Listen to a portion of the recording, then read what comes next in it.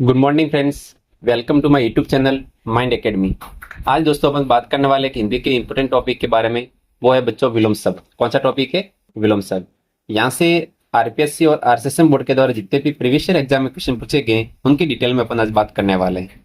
ठीक है, तो आज आप इस वीडियो के साथ जुड़े रहो। इससे आपके अपने राजस्थान हाईकोर्ट एलडीसी का जो एग्जाम हो, चाहे फोर्थ ग्रेड का एग्जाम हो, चाहे पटवारी हो, चाहे कोई भी दुनिया के हिंदी का एग्जाम हो, इसमें बच्चों आपके विलोम शब्द के क्वेश्चन आते हैं।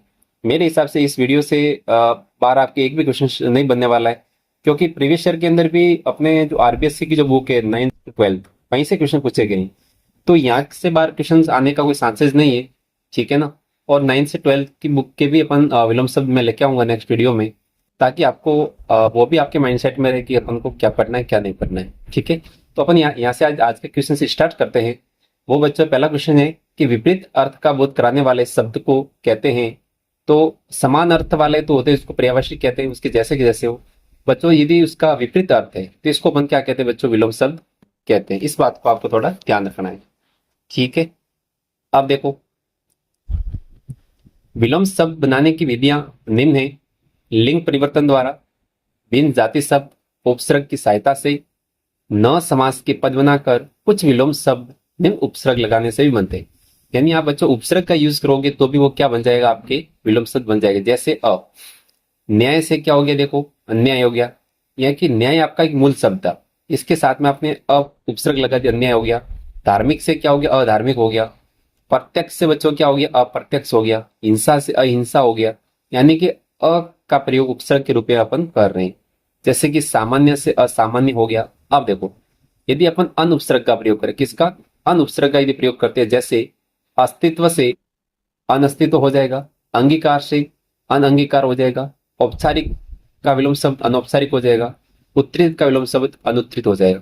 अब बच्चों देखो, मैं बार बार नहीं बोलूंगा कि उत्तरित का विलोम शब्द अनुत्तरित है, मैं डायरेक्टली बोलूंगा उत्तरित से अनुत्तरित हो जाएगा। मतलब आपके कहने का मतलब ही मेरे कहने का मतलब यही होगा कि अपने विलोम शब्द में बात कर रहा हूँ। ठीक है ना, क्योंकि ऐसा तो है नहीं यहाँ पर कोई और टॉपिक चल रहा है, इसलिए बार बार बोलने से कोई मतलब नहीं है किसी वर्ड को। आप उपसर्ग का यदि प्रयोग करते हैं तो जैसे कीर्ति से क्या हो जाएगा? अपकीर्ति हो जाएगा। यश का क्या हो जाएगा? अपयश हो जाएगा। उत्कर्ष, उत्कर्ष से बच्चों क्या हो जाएगा? अपकर्ष हो जाएगा। जो मैंने हाईलाइट किया है वो तो बच्चों बहुत इंपॉर्टेंट है। ठीक है ना, क्योंकि ये एग्जाम में बहुत अच्छे पूछे जाते हैं।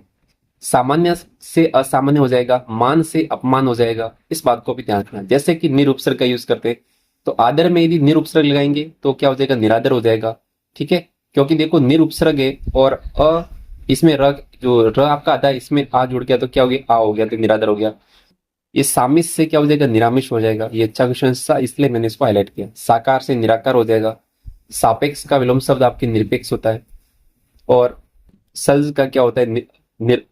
क्या होता है? सल्ज का होता है निर्लज। क्या होता है? निर्लज होता है। इसके अलावा जैसे निस है, निश है, नीस है। जैसे कि सशिष्ट का विलोम शब्द निशिष्ट होता है। सक्रिय से निष्क्रिय होता है।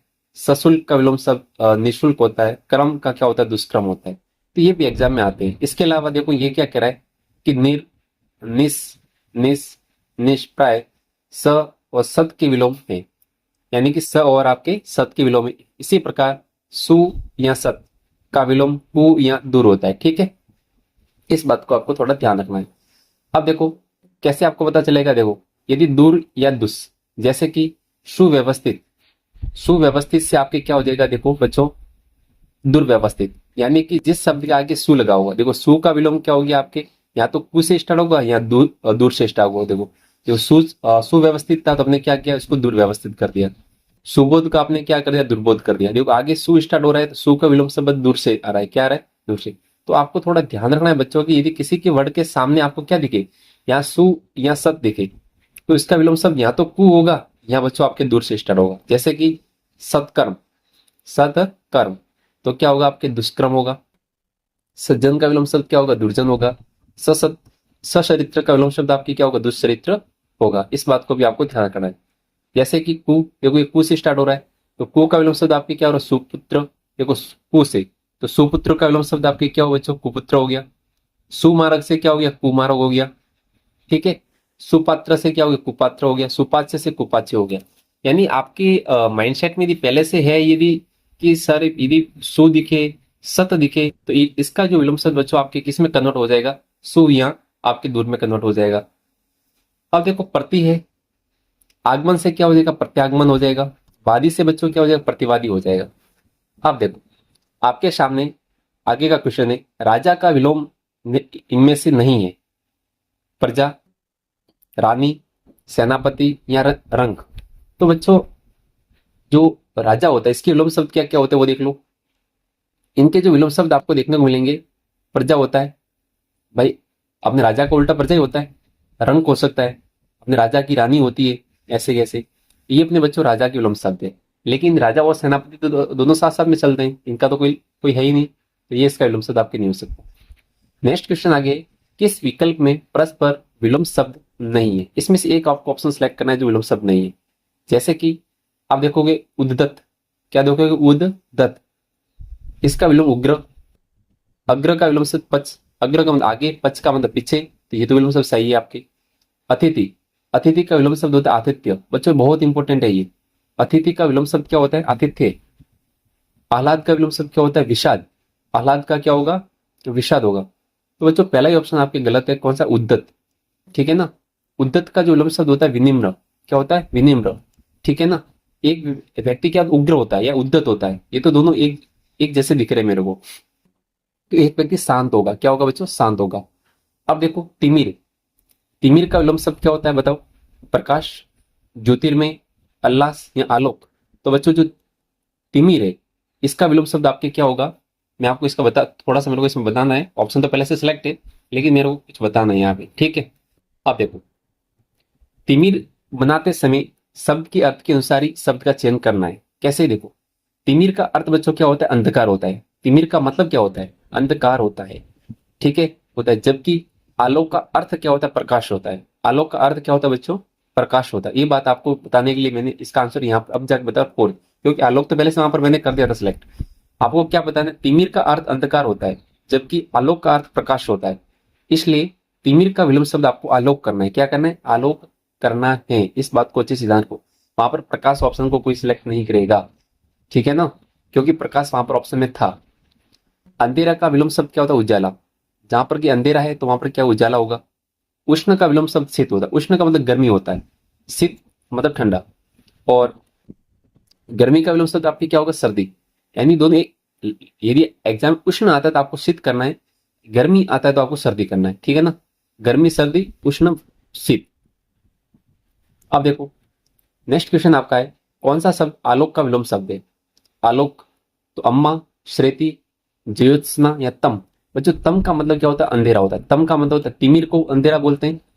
ठीक है ना, देखो यहाँ पर बताया ना, तिमिर को अंधकार बोलते हैं, यहाँ अंध बोलते हैं। ठीक है ना, तो तिमिर होने पर अंधकार होता है और तम का मतलब क्या होता है, अंध होता है, यानी जहां पर अंधेरा है। तो राइट आंसर ये हो जाएगा, तम हो जाएगा।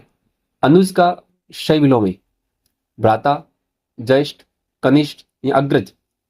देखो बच्चों अग्रज। अब देखो अनु उपसर्ग है, अनु उपसर्ग है जो पीछे या बाद में अर्थ में होता है।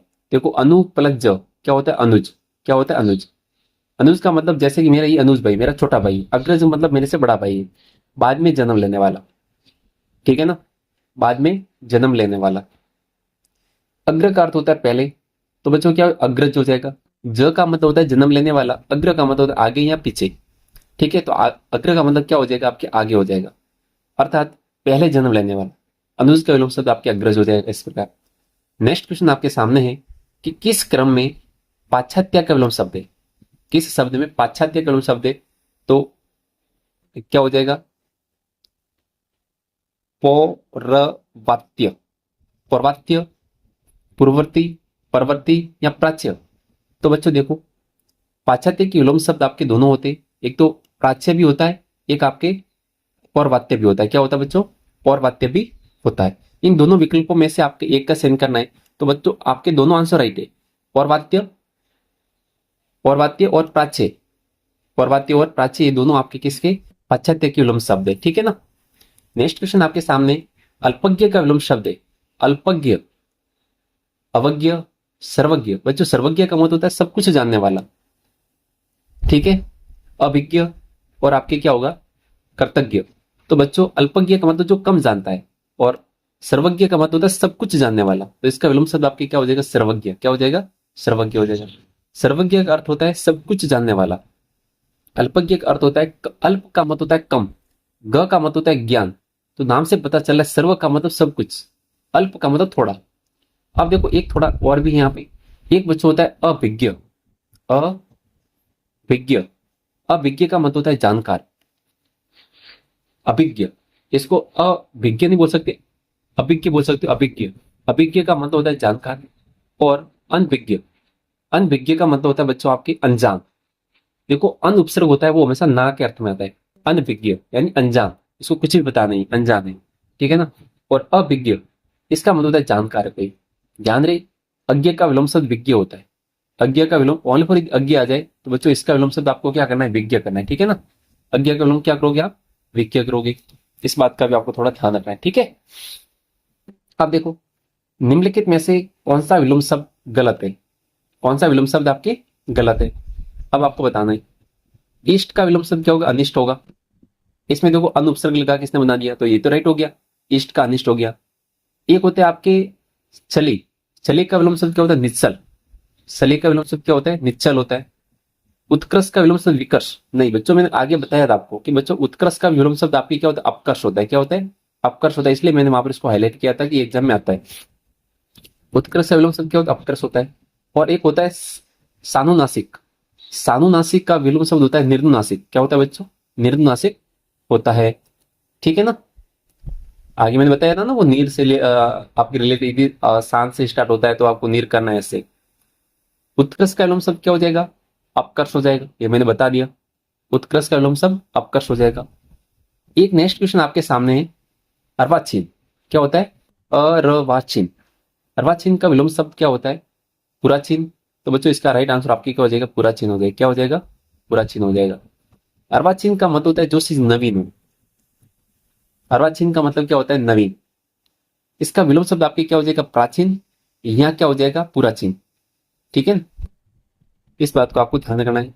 नेक्स्ट क्वेश्चन आपके सामने है कि निरपेक्ष का सही विलोम है प्रत्यक्ष, परोक्ष या सापेक्ष या प्रतिपक्ष। तो निरपेक्ष का जो विलोम शब्द होता है बच्चों वो सापेक्ष होता है। क्या होता है आपके, सापेक्ष होता है। निरपेक्ष का विलोम शब्द सापेक्ष होता है, ठीक है ना, निरपेक्ष का सापेक्ष। दूसरा है कि प्रत्यक्ष।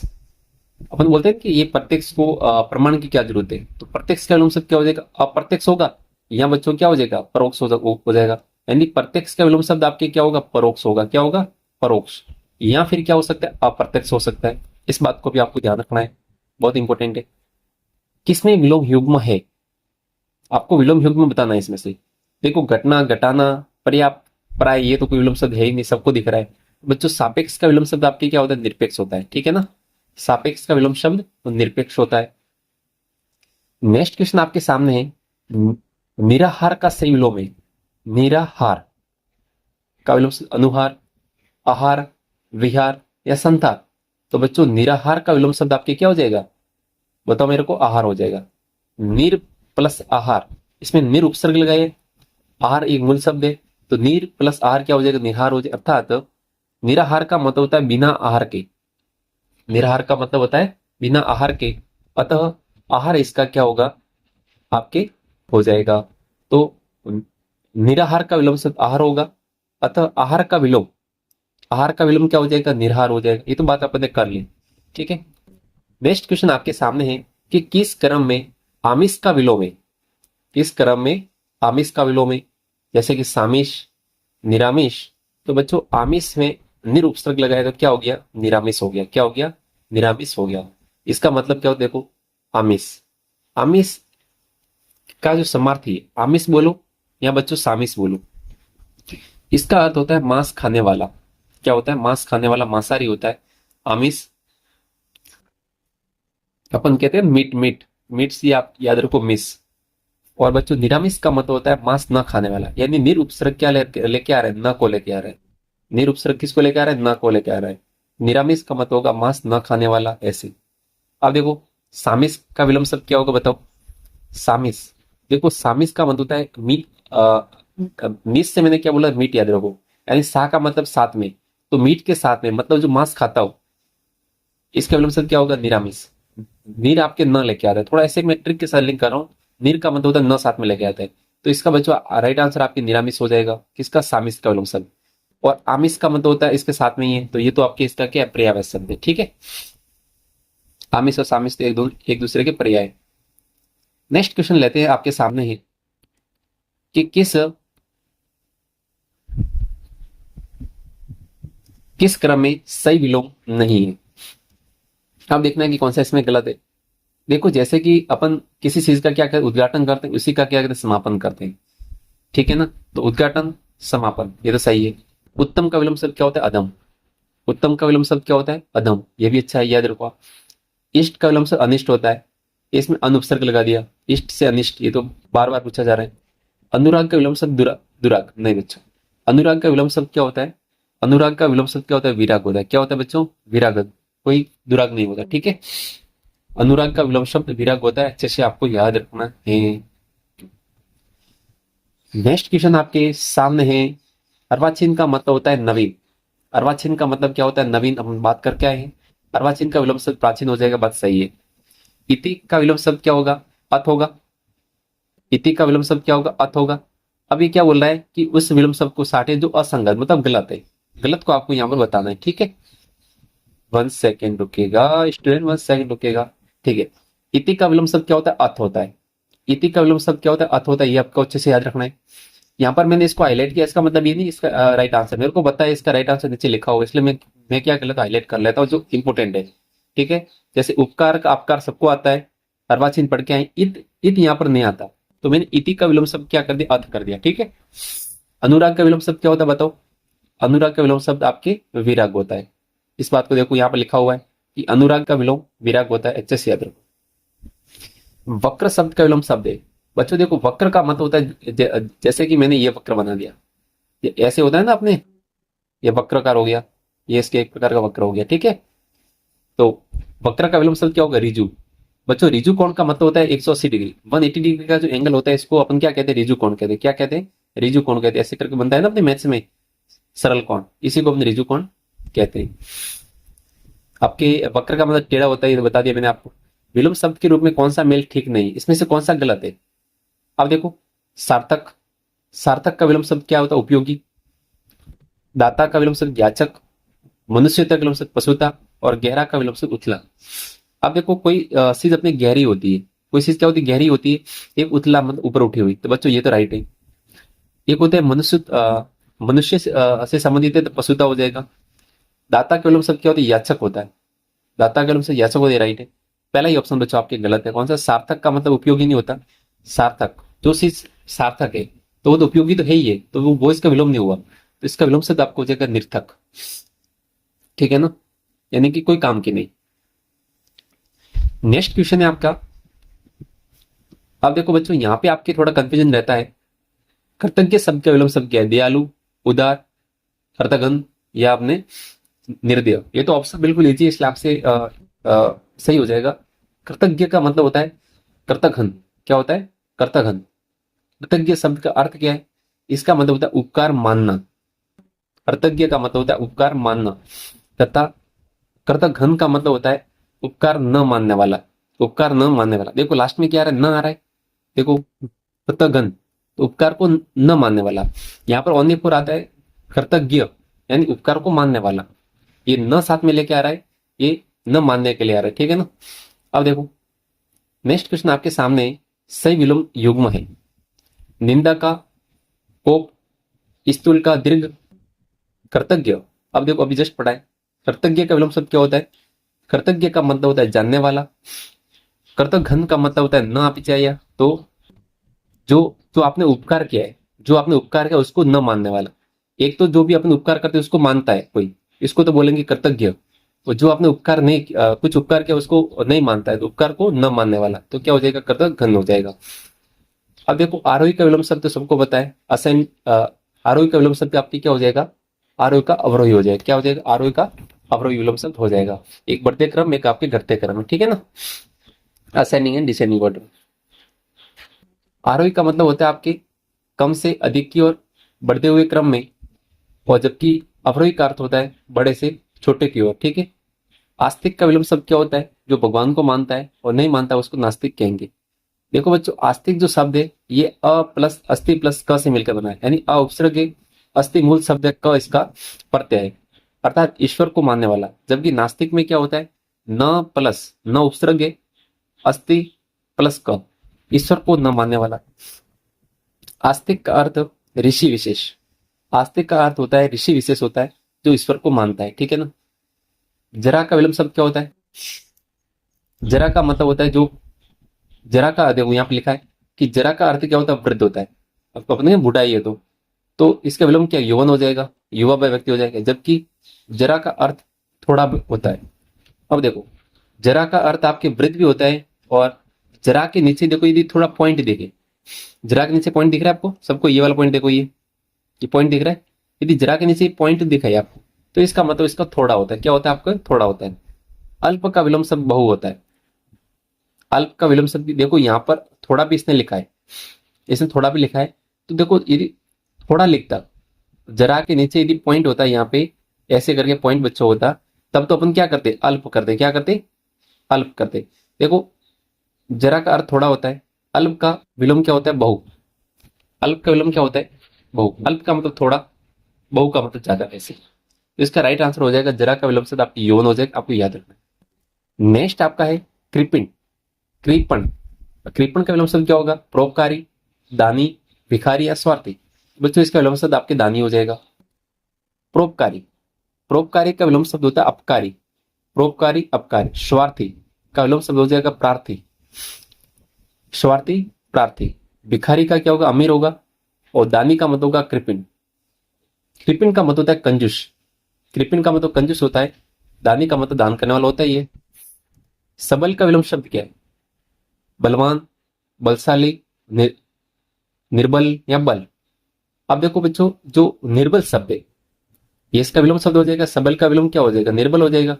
निर्बल शब्द है ये निर प्लस बल से बना है। किससे बना है? निर प्लस बल से बना है निर्बल, अर्थात बिना बल के। जो निर उपसर्ग है ये न को साथ में लेके आता है, यानी ये इसके साथ में नहीं, ऐसे लेके आता है।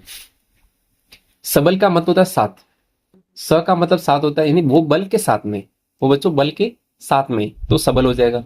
बिना बल के तो इसको क्या बोलेंगे? निर्बल बोलेंगे। नेक्स्ट क्वेश्चन आपके सामने है कि विलोम की दृष्टि से सुमेलित विकल्प नहीं है, कौन सा गलत है? आप देखो, अधिकृत, अधिकृत में इसने अनुपसर्ग लगाया तो अधिक अनअधिकृत हो गया। अंत मतलब किसी भी शेष का अंत हो रहा है, आदि का मतलब प्रारंभ होता है, ये भी सही है। अंत का विलोम आदि हो जाएगा। प्रबल का विलोम सब सबल होगा। अदृश्य का विलोम सब कोई चीज अदृश्य है तो इसका विलोम दृश्य होगा, ये तो सही है। तो बच्चों तीसरा ऑप्शन आपके गलत हो जाएगा, ठीक है ना। क्योंकि अपन ने बोला बच्चों कि सबल का मतलब होता है बल के साथ में, सबल का मतलब क्या होता है? बल के साथ में। इसका विलोम हो जाएगा आपके निर्बल, यानी बल बिना बल के। क्या हो जाएगा? बिना बल के हो जाएगा। अच्छे से आपको याद रखना है। नीरस का विलोम शब्द है, नीरस का विलोम शब्द है बच्चों, इसमें विसर्ग संधि है ना, सबको बताया ना, नीरस में विसर्ग संधि है। अब देखो, यदि विसर्ग के बाद में यदि नी, आपका नी क्या हो? नी की मात्रा यदि छोटी हो, ऐसे छोटी ई की मात्रा हो, और इसके बाद में विसर्ग के बाद में र आता है तो विसर्ग घट जाता है और नी की मात्रा बड़ी हो जाती है। तो बच्चों देखो, नीरस का जो विलोम शब्द आपके क्या होगा? रशीला, सरस, वीरस या आराध। नीरस का मतलब होता है, देखो निस शब्द है आपके बिना को लेके आता है, मतलब इसके बिना, तेरी कोई जरूरत नहीं ऐसे। तो नीरस का मतलब होता है बिना रस के, बिना रस के। और बच्चों स होता है, वो स हमेशा साथ में लेके आता है, तू मेरे साथ में होना जरूरी है, अपन बोलते हैं तू मेरे साथ में होना जरूरी है। तो सरस क्या हो जाएगा? स प्लस रस, यानी रस के सहित, मतलब रस के साथ में, ठीक है। ऐसे याद रखो। स का मतलब साथ में होता है, नी का मतलब मेरे कोई जरूरत नहीं है, बोलते हैं ना तेरी कोई जरूरत नहीं, भाग जाए यहाँ से। अब देखो बच्चों, मुख का विलोम शब्द क्या होता है? जो मुख का मतलब शांत होता है एकदम, ठीक है ना। मुख का मतलब क्या होता है बच्चों? शांत, यानी कि चुप रहने वाला। मुख का मतलब होता है चुप रहने वाला। लेकिन वात्सल का मतलब होता है बहुत ज्यादा बोलता हो। वात्सल का अर्थ होता है बातों नहीं, अर्थात अधिक बोलने वाला, यानी कि बहुत ज्यादा एक्स्ट्रा बोलता है। वह अपने विषय का पूर्ण अभिज्ञ है, वह अपने विषय का पूर्ण अभिज्ञ। रेखांकित शब्द का विलोम शब्द क्या होगा? सर्वज्ञ का मतलब होता है सब कुछ जानने वाला, सर्वज्ञ का मतलब क्या होता है? सब कुछ जानने वाला।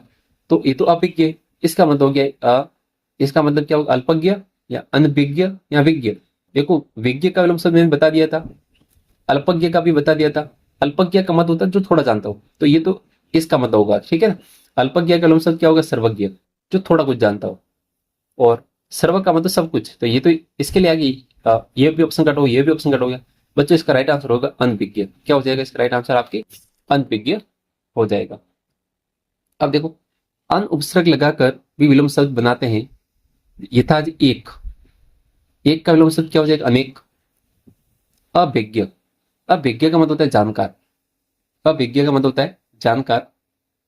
और अनभिज्ञ का मतलब होता है अनजान, यानी तो कुछ भी नहीं जानता बेचारा, क्या करता है, कुछ भी नहीं जानता। अनभिज्ञ अनजान हो जाएगा।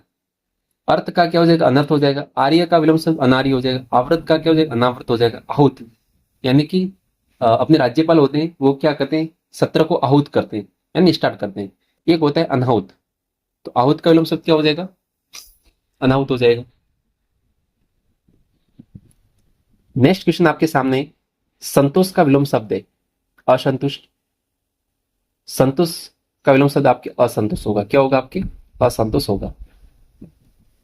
लेकिन जब यह विशेषण के रूप में प्रयुक्त होता है, जैसे संतोषी, देखो पहले तो क्या संतोष था, अब ये संतोषी, तो संतोषी का विलोम शब्द क्या होगा बच्चों, असंतोषी हो जाएगा, ठीक है ना। वो तो आपको आराम से कर लोगे, मुझे पता है, ठीक है। स्वाधीन का विलोम शब्द क्या होगा, गुलाम, अधीन, पराधीन या परतंत्र। तो बच्चों इसका राइट आंसर हो जाएगा आपके प्राधीन। क्या हो जाएगा, प्राधीन हो जाएगा स्वाधीन का विलोम शब्द। देखो सब का मतलब होता है अपना, शव का मतलब क्या होता है, अपना। अपन बोलते हैं मैं स्वयं मेरी बात कर रहा हूं, तो सब का मतलब अपना होता है, अधीन, तो स्वाधीन यानी अपने अधीन। पर का मतलब होता है दूसरा, अपन बोलते हैं ये तो पराया धन है, मतलब दूसरों का धन है। तो पर का मतलब होता है दूसरा, तो दूसरों के अधीन। तो बच्चों इसका राइट आंसर क्या हो जाएगा, प्राधीन हो जाएगा, यानी अर्थात दूसरों या प्रायों के अधीन उसको। अब देखो परतंत्र, परतंत्र का विलोम शब्द क्या होता है, स्वतंत्र। एक तो परतंत्र मतलब आप दूसरों के अधीन हो, स्वतंत्र मतलब खुद एकदम पूरा फ्रीडम हो। गुलाम का मतलब क्या, आजाद, आप किसी गुलामी की आजादी से क्या बाहर आए थे, ऐसे। अतिक का विलोम शब्द क्या होता है, न्यून, कम, अल्प या नगण्य। तो अति का जो विलोम होता है वो अल्प होता है, क्या होता है, अति का विलोम अल्प होता है। अपन बोलते हैं ना अति हमेशा हानिकारक, ऐसे बोलते हैं ना अपन, अति, हर चीज की अति अपने लिए नुकसानदायक, हर चीज की अति बच्चों हमेशा क्या होती है, नुकसानदायक होती है। तो अति का मतलब होता है ज्यादा, जबकि अल्प का मतलब होता है कम। अल्प का मतलब क्या होता है, कम होता है। नेक्स्ट क्वेश्चन आपके सामने, धनवान का विलोम शब्द है, और बहुत धनवान है, तो इसका विलोम शब्द आपके अकिंचन होता है, क्या होता है। इस प्रकार के वर्ड को आपको डायरेक्ट बच्चों याद करना है, ठीक है ना। ये अपने क्या होते हैं, रटने जैसे होते हैं। तो धनवान का विलोम शब्द क्या होता है, अकिंचन। धनवान का अर्थ होता है धन का अधिक होता, अकिंचन का मतलब होता है, यानी कि देखो बच्चों एक बात तो है, हमेशा नेगेटिविटी लेके आता है, ठीक है ना। अपन बोलते हैं ना सत्य का असत्य, कोई बच्चा असत्य बोल रहा है तो असत्य लेके आ जाते। तो बच्चों जो होता है वो क्या लेके आता है, नेगेटिविटी लेके आता है। तो अकिंचन का अर्थ होगा कुछ भी नहीं होता, कुछ भी न होना, या कुछ भी नहीं। यहाँ पे क्या बोलते हैं, कुछ भी नहीं, इसी बात कुछ भी नहीं। ध्यान रहे, गरीब का विलोम शब्द क्या होता है, अमीर होता है। गरीब का क्या होता है, अमीर होता है। लेकिन धनवान का विलोम शब्द अकिंचन होता है, जिसके पास कुछ भी नहीं है। अब देखो किस शब्द के सामने उसके अर्थ का विपरीत शब्द अर्थात विलोम है। अब देखो यहां से बताना है किसमें आपकी विलोम है, उसके अर्थ का सही विलोम शब्द है। रित का विलोम शब्द अलिक, असर का नहीं, अमर का मृत्यु, इससे कोई लेना देना नहीं आपके निश्चित। निश्चित का विलोम शब्द बच्चों क्या होता है, विहित। निश्चित का विलोम शब्द क्या होता है, विहित होता है। अच्छे से आप याद रखना, बहुत अच्छा क्वेश्चन है, पटवार एग्जाम में इसी टाइप में आएंगे जो आपने कभी सुने नहीं होंगे, ठीक है ना। तो निश्चित का विलोम शब्द विहित हो जाए। अन्य विकल्प में हम देखते हैं रीत। रीत का जो बच्चों विलोम शब्द होता है आपके क्या होता है, अनरित होता है, क्या होता है, अनरित होता है। तो आपको ध्यान रखना है कि रीत का विलोम आपके क्या हो जाएगा, अनरित हो जाएगा। अमर का विलोम शब्द क्या होता है, मर्त्य होता है, क्या होता है, मर्त्य, मर्त्य नहीं होता। अमर का विलोम शब्द मर्त्य, ठीक है ना। रीत का अनित, ये बहुत आगे आने वाला है, रीत वाला बहुत ज्यादा पूछेगा एग्जाम में। अनृत होता है, यानी इसमें अन उपसर्ग लगाए, क्या किया इसने, अन उपसर्ग लगा के क्या किया, रीत से अनृत बना दिया। कौन सा गलत है? शुकुर का विलोम शब्द क्या होता है? दुष्कुर, दुष्कर होगा। ग्रस्त का मुक्त है। यथार्थ का विलोम शब्द कल्पित है। बच्चों ये याद रखो, ये वाला याद रखो। यथार्थ का विलोम शब्द क्या होता है? कल्पित, याद रखना है। आप देखो यहां पर मैंने कट कर दिया। अमर का विलोम शब्द अजर नहीं होता। अमर का विलोम शब्द क्या होता है बच्चों? मर्त्य होता है। क्या होता है आपके? मर्त्य होता है। अच्छे से ध्यान रखना है, ठीक है ना। जस्ट अपने बात की, देखो अमर का विलोम शब्द क्या होता है? मर्त्य। या फिर अपने अच्छे से बात कर ली है। निम्नलिखित में से सही विलोम युग्म कौन सा है? तो बच्चों पढ़ने का यही तरीका है, ठीक है ना, कि भाई अपन को ये, इसका ये नहीं होता, ये मेरे को नहीं आ रहा, इसको मैंने हाईलाइट कर दिया, इसका मतलब ये नहीं कि ये अपने राइट आंसर हो गया, ठीक है ना। अपन को राइट आंसर सब पता रहता है, बहुत पढ़ाई करते थे, ठीक है ना। निम्नलिखित में सही विलोम युग्म शब्द का सिलेक्ट कर, इसमें से सही कौन सा है? पाठ्य का सुपाठ्य, नत का अवनत, शिष्ट का विशिष्ट, संश्लिष्ट का विश्लिष्ट। तो बच्चों आपका राइट आंसर हो जाएगा। इतने हार्ड आपके एग्जाम में, इसी एग्जाम में आएंगे जहां पर आप क्या दे रहे हो, स्कूल व्याख्याता के पेपर, इसलिए इतना टफ आपके सामने ये आई है, ठीक है ना। ये टफ नहीं है, लेकिन और भी है ना, ये टफ है। तो संश्लिष्ट का जो विलोम शब्द है वो बच्चों क्या होगा? विश्लिष्ट होगा। क्या होगा? संश्लिष्ट का विलोम शब्द क्या होता है? विश्लिष्ट होता है। अच्छे से ध्यान रखना। मौखिक का क्या होगा? अपने स्कूल में बोलते हैं ना, हमारे मौखिक परीक्षा है, यानी हमारे ओरल टेस्ट है। इंग्लिश मीडियम वाले क्या बोलते हैं? हमारे ओरल टेस्ट है। हिंदी मीडियम वाले बोलते हैं हमारे मौखिक टेस्ट है। तो बच्चों इसका उल्टा क्या हो जाएगा? लिखित हो जाएगा। उपेक्षा का विलोम शब्द क्या होता है? उपेक्षा। लाइफ में किसी से उपेक्षा नहीं करनी चाहिए। इसका विलोम क्या हो जाएगा? अपेक्षा। क्या हो जाएगा? अपेक्षा। नेक्स्ट क्वेश्चन आपके सामने, विस्तीर्ण। विस्तीर्ण शब्द का सही विलोम क्या है? उत्कीर्ण, संकीर्ण, अनुत्तीर्ण या विकीर्ण। तो बच्चों विस्तीर्ण जो शब्द है इसका आपके विलोम शब्द क्या हो जाएगा? संकीर्ण हो जाएगा। क्या हो जाएगा आपके? संकीर्ण हो जाएगा आपका इसका विलोम शब्द। विस्तीर्ण शब्द का विलोम क्या होगा? संकीर्ण होगा। नेक्स्ट क्वेश्चन आपके सामने, अतिवृष्टि। अतिवृष्टि शब्द का विलोम क्या होगा? बंजर, अनावृष्टि। तो बच्चों सबको बताया कि अतिवृष्टि मतलब बहुत ज्यादा हो गया, अनावृष्टि का मतलब अब की बार तो बिल्कुल बारिश ही नहीं हुई। नेक्स्ट क्वेश्चन है आपके, पुरोगामी। पुरोगामी का विलोम क्या होगा? पचगामी, उद्रगामी, पतंगामी, अपूर्ण। तो बच्चों पुरोगामी का मतलब विलोम शब्द होगा पचगामी, ठीक है ना। क्या होगा इसका विलोम? पचगामी। ये तो अच्छे से रट लो आप, क्योंकि पटवार एग्जाम में आते हैं तो आपके जो अपने आरसीएस बोर्ड ये क्वेश्चन यहाँ से पूछेगी। पुरोगामी का विलोम शब्द क्या होगा? पचगामी होगा। स्फूर्ति। स्फूर्ति शब्द का विलोम क्या है? सुस्ती, तेज, आलस्य या निराशा। स्फूर्ति का मतलब होता है आपके आलस्य। क्या होता है? आलस्य हो जाएगा। स्फूर्ति का मतलब कोई बच्चा हट्टा कट्टा है, ऐसे स्फूर्ति मतलब इसकी बॉडी में एनर्जी है पूरी। आलस्य का मतलब होता है हमेशा 24 घंटे पड़ा रहता है, ठीक है ना। ऐसे तो स्टूडेंट्स अपन इस वीडियो को यहीं पे खत्म करते हैं, क्योंकि इतने सारे क्वेश्चन है कि एक वीडियो में तो इसको बताना पॉसिबल ही नहीं है, ठीक है ना, बहुत सारे। तो आपको है ना, यदि किसी को स्पीड की थोड़ी प्रॉब्लम आ रही है कि सर बहुत आराम से पढ़ा रहे हैं, ठीक है बच्चों, देखो वीडियो रिकॉर्ड करते हैं थोड़ा आराम से बोलना पड़ता है। जल्दबाजी में बोलेंगे तो क्या होगा कि वॉइस इतनी क्लियर नहीं रिकॉर्ड हो पाती है, ठीक है ना। तो आपको क्या करना है, यूट्यूब सेक्शन में 1.25 पे वीडियो करके फटाफट देख लो आराम से वीडियो को, ठीक है ना। तो अपने भाई के चैनल को सब्सक्राइब भी करना है और अपने फ्रेंड्स का शेयर भी करना है। इससे बच्चों बहुत फायदा होने वाला है, ये बात तो डेफिनेटली है, इसमें नो डाउट, ठीक है ना। और अपने इस वीडियो की पीडीएफ है ना, टेलीग्राम चैनल में मैं डाल दूंगा। जब थोड़े बच्चों व्यू तो आने चाहिए ना, मैं इतनी मेहनत से वीडियो बनाता हूँ, पीडीएफ बनाता हूँ और व्यू आते हैं 150 बस, ठीक है ना। तो कुछ थोड़े व्यू आएंगे तो जरूर मैं पीडीएफ भी डालूंगा। अन्यथा क्या होता है, मेहनत मैं करूं और यूट्यूब चैनल वाले पीडीएफ लेंगे वो मेरी, और अपने यूट्यूब पे पढ़ाना स्टार्ट कर देंगे, ठीक है। तो बच्चों पीडीएफ बनाने में बहुत टाइम लगता है। आप है ना मेरे पीडीएफ की क्लैरिटी भी देख सकते हो। आपको यदि किसी को ऐसा लग रहा है ना, लो चलो मैं पीडीएफ पूरी ओपन करता हूँ, आप देखिए इस पीडीएफ को बनाने में बहुत टाइम लगता है, ठीक है ना। आप इस पीडीएफ की क्लैरिटी देखो एकदम, और पूरी मैं पीडीएफ बता देता हूँ कि देखो ये मैंने कितनी बड़ी पीडीएफ आपके लिए बनाई है। आप एक एक वर्ड